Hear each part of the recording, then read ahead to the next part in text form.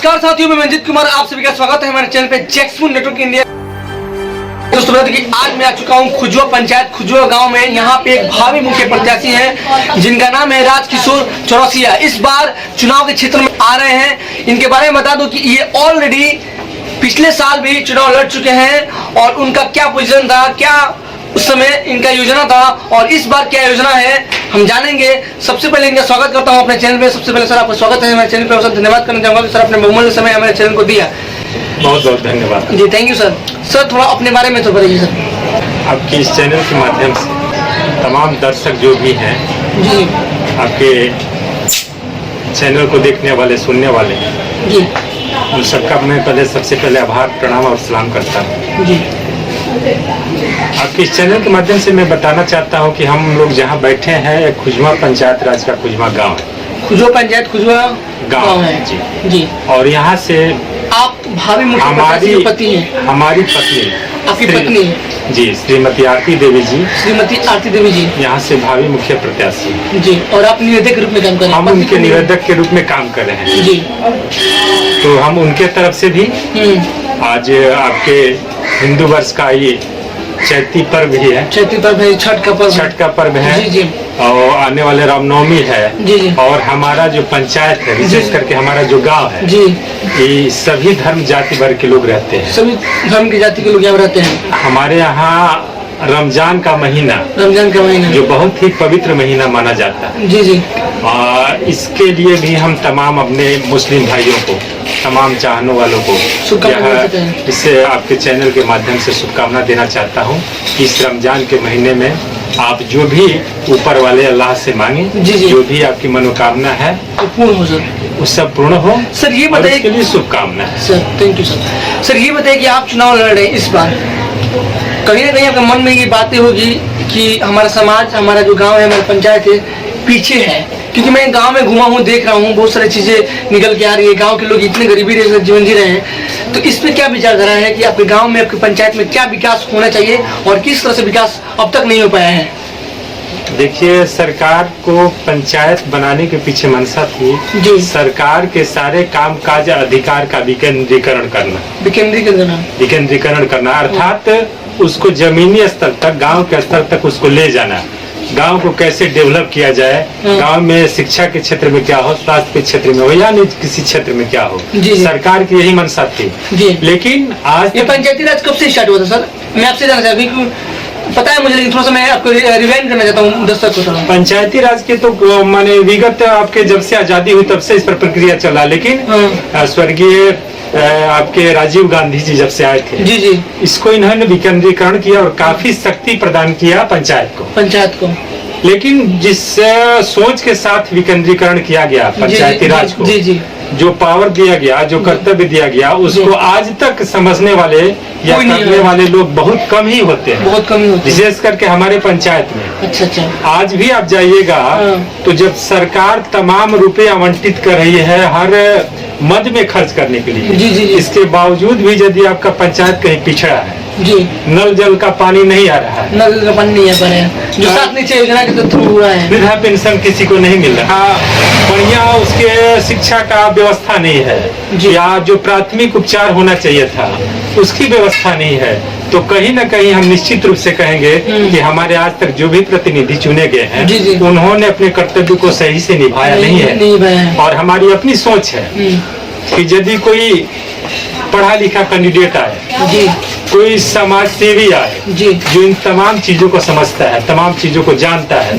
तमाम चीजों को करने में सक्षम है, यदि ऐसे लोगों को आने का जनता के आशीर्वाद से मौका मिलता है, तो निश्चित रूप से अपना गांव, अपना समाज, अपना पंचायत निश्चित रूप से विकास होगा। आपका पंचायत खुजवा पंचायत है, खुजवा गाँव है, इसमें कितने गाँव आते हैं? हमारे खुजवा पंचायत में सबसे बड़ा जो गांव है वो अमवारी होता है, फिर खुजवा होता है, बसंतपुर, नौवाडी, लौकीपुर और इसी बसंतपुर का टोले होता है त्रिपाल घर। मिला के 5-6 गाँव हमारे।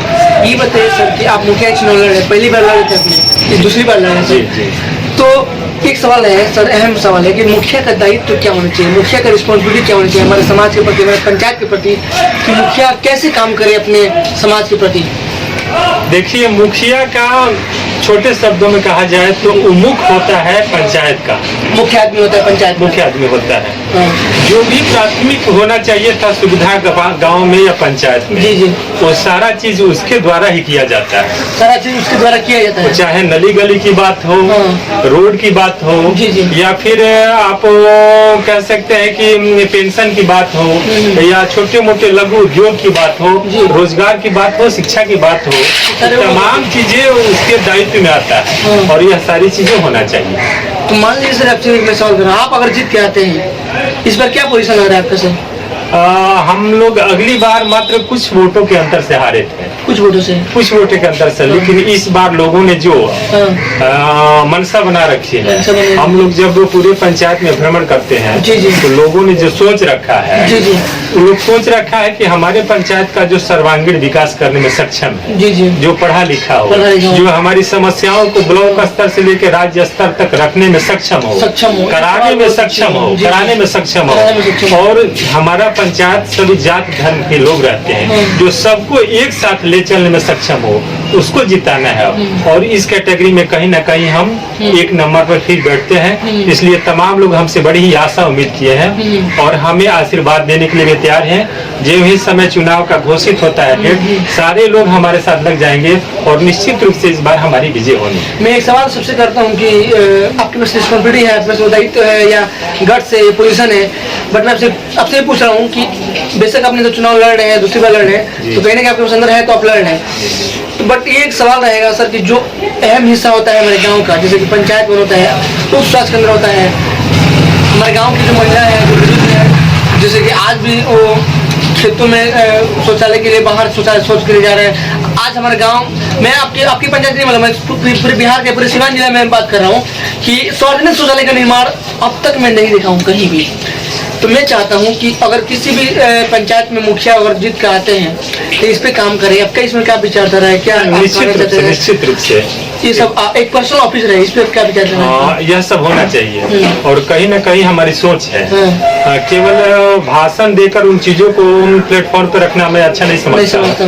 मैं चाहता हूँ कि आप अपने कर्तव्य से, अपनी ड्यूटी से साबित कर दे कि वास्तव में आपने अपने पंचायत के लिए क्या किया है, और निश्चित रूप से जनता की आशीर्वाद हमारे साथ रही। ये आपको प्रखंड पड़ता है, रघुनाथपुर प्रखंड होता है, सिवान जिला होता है। जी जी। और जनता का आशीर्वाद रहा जी। तो मैं इसके पहले भी कई एक चैनल को अपना इंटरव्यू दे रखा हूँ। स्वतः भी आदमी अपने प्लेटफॉर्म से कुछ न कुछ जनता से करता रहता है। मैं यह कह रखा हूँ कि सिवान तो नहीं, लेकिन रघुनाथपुर यदि खुजमा पंचायत नंबर 1 का पंचायत नहीं हुआ तो फिर अगली बार मैं जनता के बीच नहीं जाऊंगा।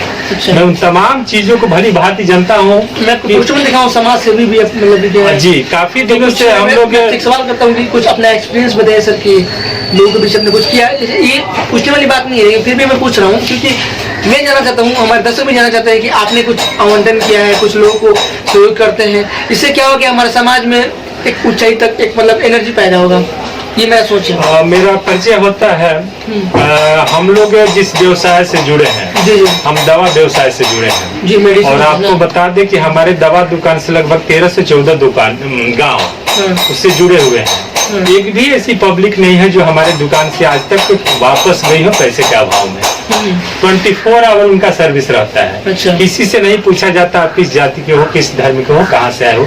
जो आ गया और जो भी उपलब्ध हमारे पास है उसकी सेवा में करता हूँ। अच्छा। दूसरा चीज, हम सामाजिक लोग हैं, विशेष करके राजनीतिक बातें तो नहीं रखनी चाहिए, लेकिन हम कांग्रेस पार्टी से जुड़े हुए लोग हैं। काफी दिनों से पार्टी और संगठन के साथ काम करते हैं। उसके बावजूद भी अन्य जो भी दल के ऊपर होना चाहिए, ऊपर उठकर करना चाहिए, वो सारा हम लोग करते हैं। सामाजिक जीवन भी काफी रहा है, धार्मिक व्यवस्था भी अपने माध्यम से बहुत कुछ होता रहता है। इसलिए मैं इस क्षेत्र के, मैंने पूरे रघुनाथपुर में क्षेत्र में केवल खुजमा की बात नहीं कर रहा हूँ। मैं किसी परिचय का मोहताज नहीं हूँ, या हमें यह बताने की आवश्यकता नहीं है कि हमारा किसी चीज कि हमारे दरवाजा पर हमारे पास जो भी संसाधन है, जी जी। आर्थिक रूप से कमजोर लोग यदि आते हैं जी, तो निश्चित रूप से मैं जितना भी सक्षम हूँ उनका मदद करता हूँ। जैसे आपको मैं बता दूं, हमारी खुजमा पंचायत में आज तक जी कबीर अंत्योष्टि योजना के तहत अंत्योष्टि योजना। अच्छा, जो क्या ऐसा नहीं जानता मैं तो।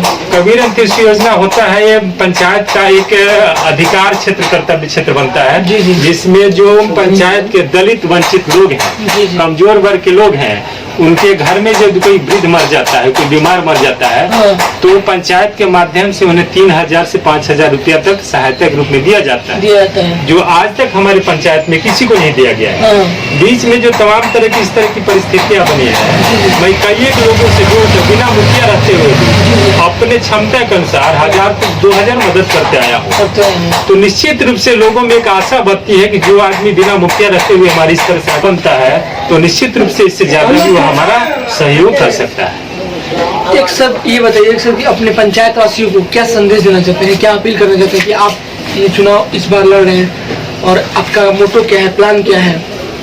देखिए, अभी तक जो पंचायत में मुख्य रूप से सरकार की योजनाएं हैं, जी नल जल योजना, जी, आज भी आप हमारे पंचायत में घूमिएगा तो लगभग कई एक वार्ड जी। है जहाँ नल जल की कोई व्यवस्था बढ़िया नहीं है। कोई व्यवस्था नहीं है। विशेष करके हमारे यहाँ खुजवा में आप जाइएगा तो ये पंचायत का अंतिम वर्ष में जो हमारे यहाँ दलित बस्ती है, हरिजन बस्ती है, जी, जी। वहाँ टोटी से पानी अभी नहीं निकल रहा है आज के तारीख में। आज के तारीख में नहीं, मतलब पानी नहीं हो ही नहीं रहा, नहीं रहा। जबकि सरकार की योजना है कि कम से कम दलित बस्ती में तो निश्चित रूप से पानी जाना चाहिए। अन्य बस्ती में भले ही देर से जाए, लेकिन दलित बस्ती में, लेकिन हमारे यहाँ स्थिति इसके विपरीत है। दूसरा चीज, जाइएगा हमारे गांव का आप सर्वे करिएगा जमीन पर उतर के, तो आज भी नली गली में बहुत काम बाकी है, बहुत काम बाकी है। विशेष जहाँ हम बैठे हैं, यहाँ आप हम पूरब की तरफ बैठे हुए हैं अपना चेहरा करके, यहाँ से दाहिने साइड में हमारे यहाँ ज्यादातर अल्पसंख्यक लोग रहते हैं।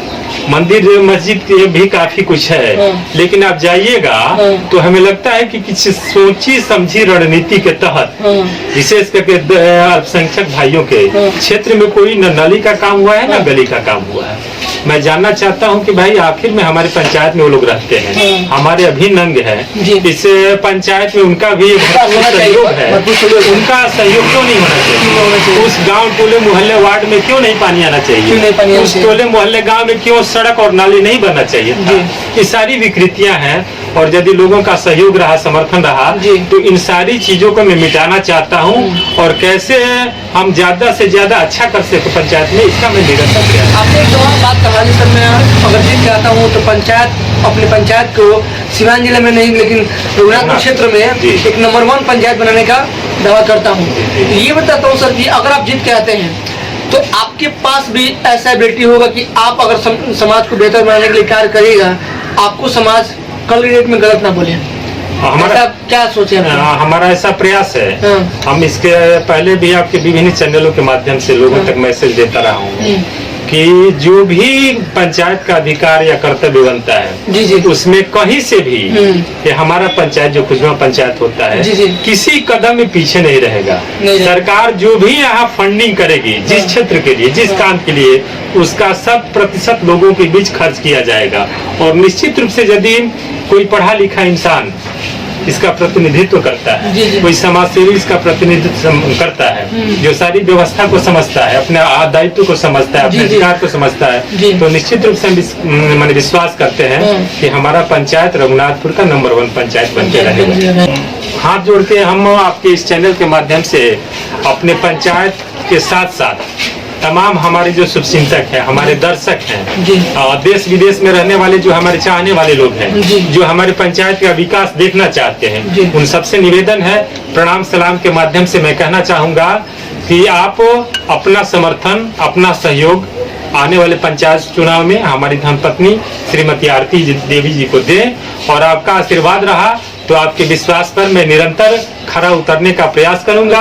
और जो मैं दावा बार बार करता हूं कि रघुनाथपुर में खुजवा पंचायत नंबर 1 पंचायत बनकर रहेगा, इसका मैं आपसे फिर अपील के माध्यम से कहता हूं कि आपका सहयोग समर्थन रहा तो निश्चित रूप से खुजवा पंचायत रघुनाथपुर का पंचायत नंबर 1 पंचायत बनकर रहेगा। और इसमें जो भी आवश्यक होना चाहिए था वो सारी चीजें 5 वर्षों में कंप्लीट कर दी जाएगी। धन्यवाद। दोस्तों, हम बात की आज ग्राम पंचायत राज खुजवा में, और यहाँ पे एक भावी मुखिया प्रत्याशी है जिनका नाम है श्रीमती आरती देवी जी, और उनके पति पत्नी के रूप में काम कर रहे हैं, निवेदित रूप में कार्य कर रहे हैं। उनका नाम है राजकिशोर चौरसिया जी, जो कि इस बार इनका वादा है और इनका प्लान है कि अगर मैं जीत कर आता हूँ तो ये जो सिवान जिले का नंबर 1 पंचायत तो नहीं, लेकिन अपने क्षेत्र का, रघुनाथपुर क्षेत्र का नंबर 1 पंचायत बन के दिखाऊंगा। और समाज में अब तक जो कमी है, जब तक काम नहीं हो पाया है, जो सुचारू रूप से काम नहीं हो पाया है, वो सही मायने में काम करके दिखाना है। यही मेरा प्रण है, ये मेरा प्रार्थना है सभी से। आप इस वीडियो को लाइक कीजिए, कमेंट कीजिए, शेयर कीजिए, और सर का भी नंबर, कॉन्टेक्ट नंबर स्क्रीन पे दिया जाएगा, आप इनसे बात कर सकते हैं। और किसी भी तरह से अगर आप लोग इस गांव से बिलोंग करते हैं, इस पंचायत से बिलोंग करते हैं, और कोई सवाल हो आपके मन में, तो आप लोग इनसे बातचीत कर सकते हैं। जय हिंद, जय भारत, नमस्कार।